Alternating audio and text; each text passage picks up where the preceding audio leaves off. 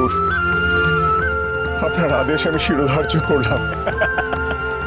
ওঠো ওঠো ওঠো ওঠো গো ওঠো। চলুন আদিত্য।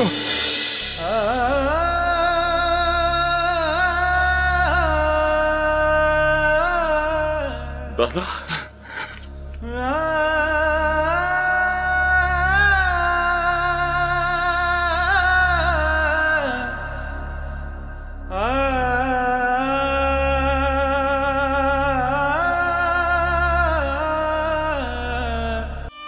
আদিত্য, এখন থেকে তোর পরিবারের সমস্ত দায়িত্ব আমার। চিন্তা করিস না ভাই। আসি দাদা, আসি। চলুন চলুন।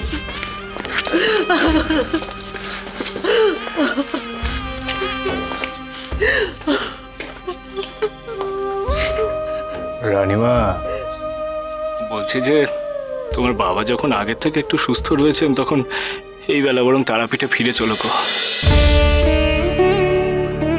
লগেন কাকা, কেদার কাকা বললো এবার বড় রানীমা তোমরাও তারাপীঠে ফিরে চলো গো। অন্নদা দিদি, এই সময় মা তারা চোখের আড়ালে থেকো না গো। চোখের আড়ালে থাকাটা ঠিক হবে না গো রানীমা। চলো চলো গো। আর বড় রানীমা, তুমি তো আমার অন্নদা দিদির গুরুজন গো, তাকে একটু চোখে চোখে রেখো যাতে তার কোনো ক্ষতি না হয়, যাতে তার কোনো কষ্ট না হয় গো। চোখে চোখে তো রাখবোই বামা, আর সুযোগ খুঁজবো অন্নদাকে শেষ করার। মামা, একটা গান ধর না রে ভাই। এই দেখো,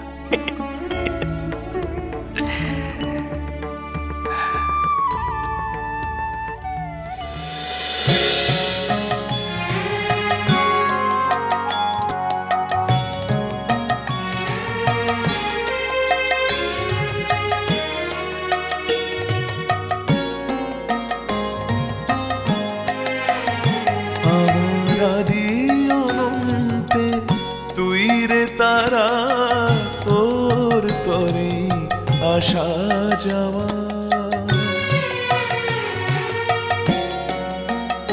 আমার আদি অনন্তে, তুই রে তারা তোর তরে আসা যাওয়া। এই ভব নদীর সকল ধারায় বইতে চাই মা তোর খেয়া।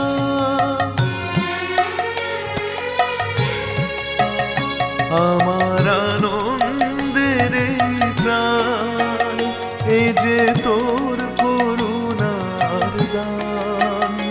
আমার আনন্দের প্রাণ, এই যে তোর করুণার দান। চলো গো, চলে বল।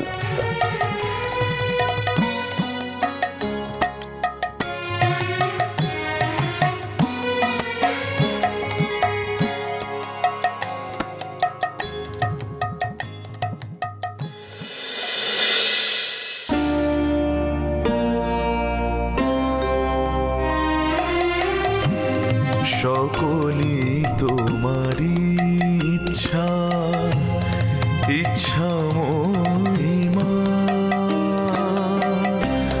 সকলি তোমারি ইচ্ছা, ইচ্ছা মহিমা।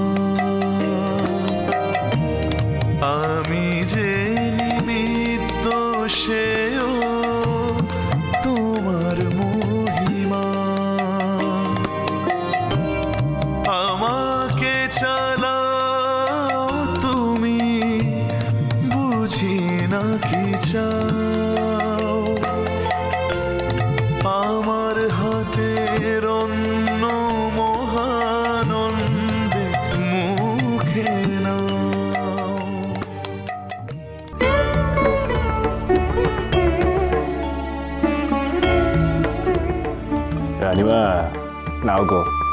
বড় মার পঞ্চপ্রদীপের তাপ নাও গো ভালো করে।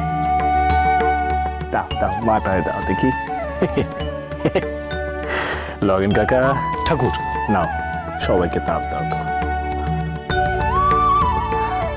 শোনো গো রানীমা, তুমি কিন্তু এই সময় তারাপীঠ মন্দির ছেড়ে কোথাও যেও না গো। ওই তারাপীঠেই তুমি থেকো।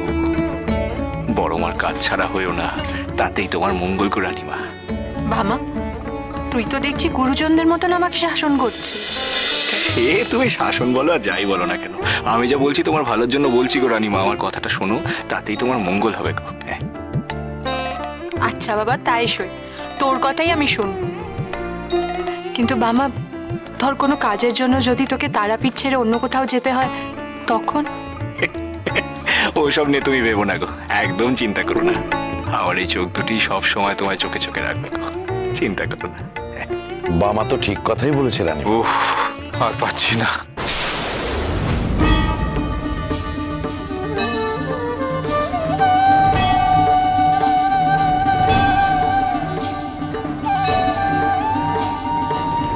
খিদে তেষ্টায় বড় ক্লান্ত লাগছে।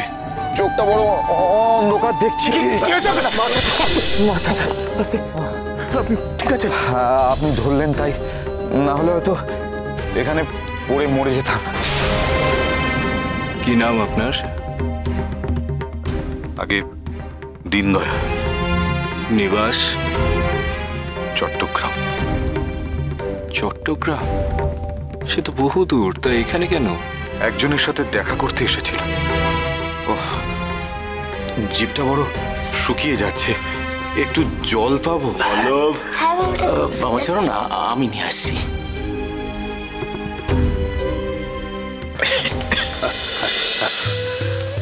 আনছে জল, এক্ষুনি আছে। কেদার, আসছি। এই নিন।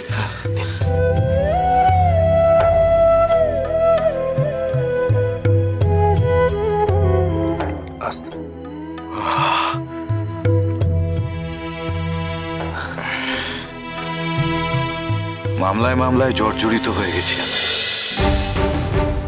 জ্ঞাতিরা আমার নামে একের পর এক মিথ্যে মামলা করেছে। আমি নিঃস্ব হয়ে গেছি।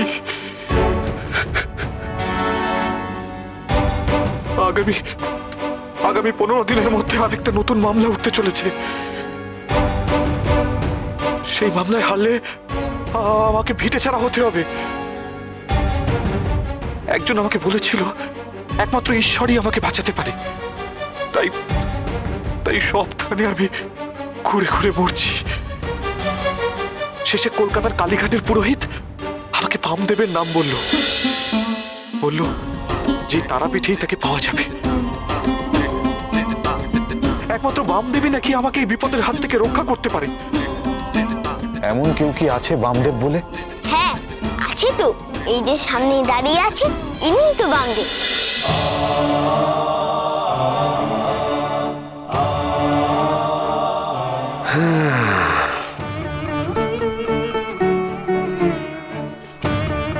দেব, আরে আপনি, আপনাকে তুমি চিনি? আপনি চেনেন ওনাকে? আগে বিলক্ষণ চিনি। ইনি তো বড় কুমারের শ্যালক, আমাদের বড় রানীমার ভাই।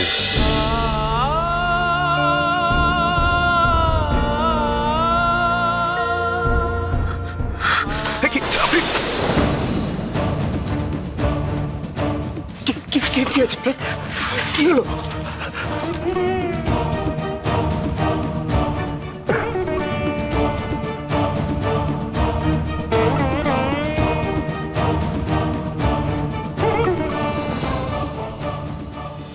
এই তারাপীঠ ছেড়ে তুই চলে যা, নইলে আমার হাতে তোর চরম সর্বনাশ হবে।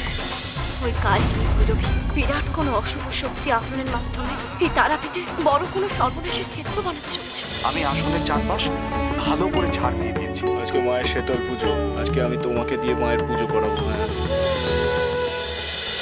মহাপীঠ